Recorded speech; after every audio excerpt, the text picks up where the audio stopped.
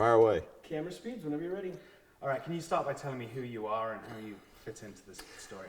I'm John Alexander. I'm a saxophone flute player. Grew up in Gastonia and met George and John in about 1975, I think. No, excuse me, 1972, when I moved to Charlotte after getting out of the service. I think I got out in like March of '72 and started to try to work into the music scene in Charlotte, and eventually met them, and meeting everybody else that I came to know. What was the music scene in Charlotte like at the time? I'm sure people have talked about this, a guy named Bill Hanna.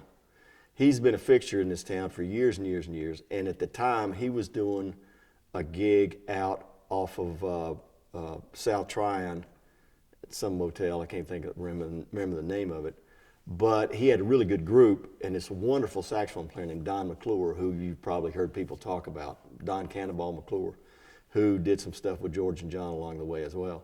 So I'd go out there and hang out, and I'd ask to sit in, and they'd look at me like, oh no, not him again, because I really was terrible. But in meeting those guys, through them, I met some more people in Charlotte. But there was a pretty active scene. There was a piano player named Grady Siegel, Don McClure, who I mentioned, really good friend Gerard Benson, who's still in town, Andre Ferrari, who was around. Who else was around? A bunch of people whose names I can't. The Federal brothers. Lenny Federal was sort of a blues, folky kind of a guy, guitar player and singer. And so, there was a lot of young players. There was another place called the Blue Max that everybody used to go hang out in because somebody had a gig there. It might have been Bill Hanna, and we'd all go sit in.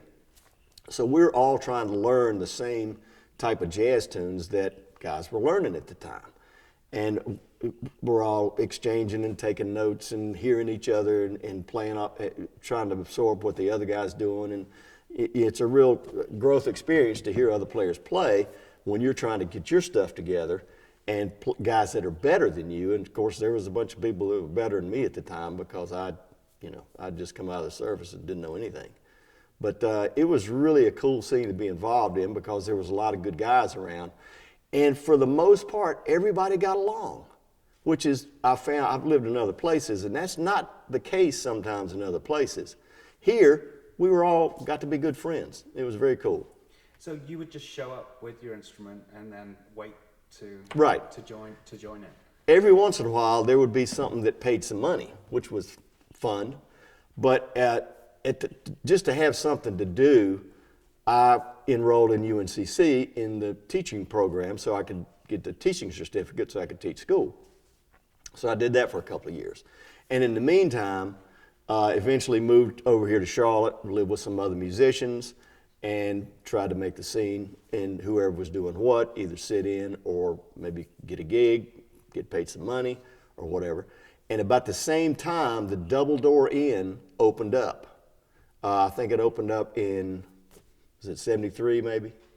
So that became a place eventually where a lot of people ended up playing or hanging out or sitting in or whatever. So did you guys, after jamming with Bill Hanna and whoever was there, did you guys start to form groups? Yeah, somebody would have a place to play, so we'd go over to their house, or we'd just hang out, or maybe some club, somebody had a connection to a club, we can go play or whatever. And the club owners loved it because they get music for free, unless somebody had a gig and they'd tell everybody and everybody showed up, which that happened occasionally too, or probably more than occasionally. Let me see if I can think of other places. Another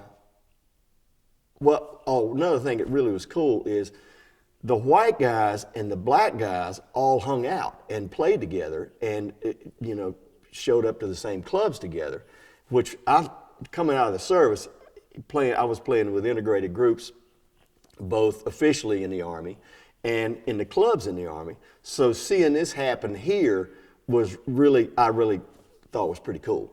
And given, this is the South and race relations being what they are, musicians, there's no color. I mean, we just play. And if you can play, you're cool. So did that surprise you that you were able to do?